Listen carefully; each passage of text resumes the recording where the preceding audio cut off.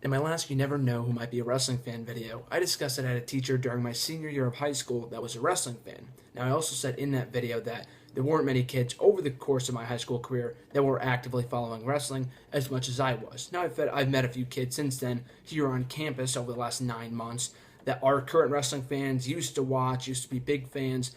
I'll probably be telling those stories at some point over the course of the next few months in this video series. So I thought, and I also had another occurrence with this past week, so I thought I'd make this into an ongoing series of You Never Know Who Might Be a Wrestling Fan. So here's part two for you. I'm recording this on May 10th, Saturday, May 10th. This probably won't go up until the following Friday, so May 16th. So this past week, or last week for those viewing, or for those viewing right now, well, even back, let's back up a little bit. For one of my classes, it's called Writing for the Media, we have to create a blog. And I thought, what better to do a blog on than wrestling? Because it's what I know, it's what I'm good at, and I love writing anyway. So whatever it would have been, I would have been enjoying it. But I thought it's a blog it's a theme that you can pick for the blog. So I thought I might as well just do it on wrestling, and it had to be specific. So I did How to Become a Pro Wrestler: The Steps in Conquering This Squared Circle. It's a blog that I made on Tumblr. I've been working on it since March for this class I'm doing, for this class I'm taking at the moment.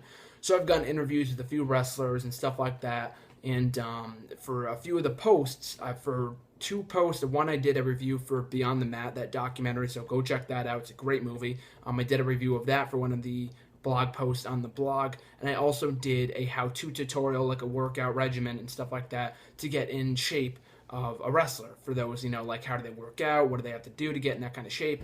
I did a workout regimen on that kind of thing. So I had those two posts. I got like a B on them or something like that, and we were given the opportunity to redo them, to revise them, to get extra credit, to get some bonus points. I thought, might as well, I got a B, might as well boost it up to an A by revising them. And amongst the rules for the revision to get each of these posts revised and get a better grade for each of them, you had to write down the list of revisions that you made, hand in the revised copy, and go to a place called the Writing Center. So here on campus at Endicott College, we have a thing called the Writing Center, where you can go there, get help from a tutor with your writing for any class. It doesn't really matter. Even if it's a Renata class and you just need help with your writing, whatever it may be, coming up with an idea, organizing your thoughts, writing a conclusion, writing an intro, blah, blah, blah, blah, blah, etc., etc., you get it. So we have one of those things on campus, free of charge. You just set up an appointment, ahead of time. You go there, do your thing for half hour, whatever it is, and you get out and you got your thing. So we had to go to there once for each revision of the paper, not just go there once and get the two papers looked at in one setting. You had to go there twice for each of the papers. So I thought I might as well just go there twice. So, and I've never been to this place before. I think I might have gone there maybe once or twice before for one of my classes when they go check it out, but I've never actually set up an appointment there before. To get my stuff looked at and stuff like that. So this is my first time doing that. I thought it might be a hassle because this past week we've got finals and stuff like that, setting up for finals. I've had a lot of other projects doing stuff like that. So I thought it'd be a bit busy in my schedule. Thought I might mess with it a little bit, but I made the appointments anyway for the same time at 3 o'clock p.m. Eastern time, of course, from where I'm located, on Tuesday and Thursday. You can select from there's a list of tutors that you can pick from. I didn't really care. I just picked some guy. His name was right there, as he was the only guy available at those times, so I just went with him. So I'm thinking, okay, we'll just have him, look over the paper and whatever, get my revisions, and just get out. I mean, this is about wrestling, so this guy probably won't know anything about what I'm talking about. Will probably be, I don't want to say ignorant, but he won't. He might not be one of those people that, from my view, there's three sorts of people. There's people that are wrestling fans, hate wrestling with a passion, or just, don't care, support it. Like, hey, you like wrestling, that's cool. I met almost everyone that I've met in college, and over the course of my life, it's been like that. There's very few people that have been, thoroughly against wrestling, just don't get it, don't like it, thinks it's stupid, don't understand it. And I thought this guy might be one of those people. So I'd go in, I tell him about my blog, what it's about, and stuff like that. And the first revision, the first article that I got revised with him was the Beyond the Mat video review. So I bring that in to get revised, and I was telling him about my blog, about the movie, and then he says that his kids are wrestling fans. Now this guy is like maybe in his 50s, 60s, probably in his 50s, and he didn't really say what age his kids are, but I'm assuming they're like kids because he said they've got thousands of action figures and stuff like that they've been watching for 4 years now. And he's not just a dad that just buys his kid this stuff. He watches a program with his kids. You know what I mean? So he knew what I was talking about when I gave him the Beyond the Mat review.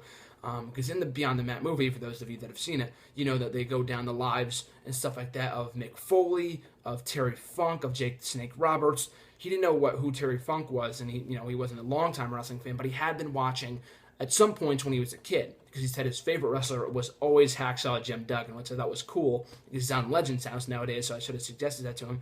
I didn't ask him about the network or anything if he had. I don't think he does, but that would have been cool if I mentioned that. But even still, though, he said that he's been watching with his kids over the last 4 years and whatever. He said, did he go by Mick Foley in this film, or did he go by one of his alter egos, Dude Love, Cactus Jack, Mankind? He knew them all. It was awesome. So we went over the paper. He understood exactly what I was trying to get across in the paper.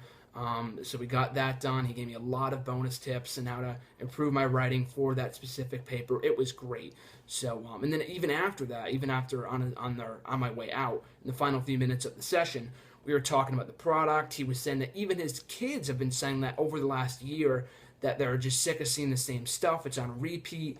And I didn't really tell him. I mean, he said he hadn't watched in the last couple of weeks, but it really has been, in my opinion, haven't been improving since WrestleMania with Daniel Bryan as champion. We have a lot of great champions right now. All the titles feel somewhat prestigious at the moment and stuff like that. There is kind of a change in the era when we're not getting John Cena versus fucking Randy Orton every single week. So maybe that's what he was talking about. And he said he's been, like I said before, he's been watching with his kids over the last 4 years. So he's probably been watching not much longer, not much, shorter than I have been, because I've only been watching 6 years. So he's probably been watching since like 2009, 2010, 2011, something along those lines. But like I said before, he said he bought his kids all these action figures and stuff like that, and they're huge into wrestling and awesome stuff like that. It was really cool. So then I was looking forward to my next appointment with him on Thursday. At the same time, came in with my how-to tutorial. We were talking about the workout regimen of the wrestlers and stuff like that, and he understood. I mean, it's entertainment, because he said he's gone to a few shows with his kids.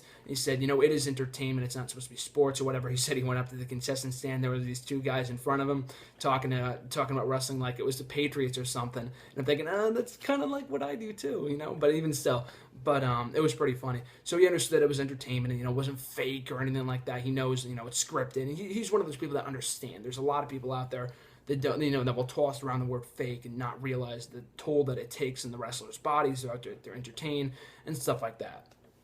So we were talking about that for a little while. We were talking about the injuries on Thursday when I met up with him again. We were talking about how people leave for a little while, then come back. He brought up Batista. He brought up RVD. He said that his kid just ordered an RVD, an action figure or a T-shirt or something just this past week. He even brought up CM Punk, and he said he's been watching, for the last 4 years or so, and he hasn't seen it in a while. He hasn't watched with his kids in a few weeks. But, and even the fact, obviously these kids are maybe like 10, 12, 11, 13, or whatever. Probably not even 13, probably, younger age. And I'm assuming they don't, go on the websites or read the dirt sheets or whatever else, and they probably wouldn't know about the CM Punk situation. The only time they probably would have known about it is if, about when they were in Chicago a few months ago and Paul Heyman mentioned it and stuff like that. But so I thought it was great. I thought it was really shocking when he brought it up. We were talking about that for a few minutes. I was telling him how that they always come back, that he was injured, he was burned out, but he will be back at some point. He's like, is he done? Is he retired? I'm like, yeah, he's done for right now, but I think you probably will be back in the next couple of years or so, or the next couple of months, the next year or so. So, and I was telling him about that. So we were just having this long, in-depth conversation about everything wrestling. Like I said, couldn't bring up the network. I didn't have the time. These are only 30-minute sessions, so we didn't really have the time. But we were talking about that. He was talking about, in this article when I was talking about the workout regimen of the wrestlers and the gyms that they train at and stuff like that, that brought up another point of discussion when he was talking about how because he lives here in Massachusetts and I live in Connecticut, and this is where I go to school in Beverly, Massachusetts, right outside of Boston. So he was talking about how some of the wrestlers, when they come in for shows, like the indie shows, he said at a local gym or something, he's seen Vader there, he's seen Matt Hardy. He's like, one of the Hardy Bros was there one time, like Matt Hardy, because Matt Hardy and Vader have done indie shows at Northeast Wrestling up here in the Massachusetts area. They're all over the Northeast all the time, Matt Hardy, and especially Vader as well. So I was not surprised when he said that, but it was really, really cool. He understood exactly the point that I was trying to get across, and that's even better. When someone can relate to what you're talking about, can relate to your writing, it makes the experience that much better. It makes you improve your writing that much more as well. So these are only 30-minute sessions on Tuesday and Thursday, so that was amazing. I'm walking out of there getting a lot out of this, not only of my writing, but realizing that anyone going back to the original point that I made in my original video, you never know who might be a wrestling fan. That you exactly that is exactly, you never know who might be a wrestling fan. It could be your best friend. Well, obviously, we'll probably know if your best friend watched wrestling, but it's usually the unlikeliest people. Because, like I said in my original video, the part one, a teacher of mine in high school was a wrestling fan, was still actively watching the product. This guy who goes to the writing center, he helps kids with papers and stuff like that, was also a wrestling fan to an extent. Not as a diehard of wrestling fan, but he watched it with his kids. He understood it. He liked it. We were talking about the Shield, how great they are, the new stuff we were talking about. Oh, that was another thing we were talking about too. How quick someone can turn from face to heel in an instant. He was saying that Big Show did something. I think he was talking about a 2012 run when he was instantly, when he's really, really liked, and then he did something. I assume he was talking about when he attacked John Cena 2 years ago, and then he instantly became a heel and he got booed. And Big Show can do that, but I mean, the Shield, he was like, the Shield are good guys now, right? And I'm thinking that he might only know, like, the legends, the big guys, because we were talking about John Cena. He was asking me, how much do you think a wrestler makes? I'm thinking, well, John Cena's the face of the company, so he makes a shitload. But if you save up your money like a guy like CM Punk, then you should be fine. But we were talking about like the Shield and stuff like that, and how they just turned babyface, and like, yeah, they're a great team. They're probably one of the best things going in WWE right now.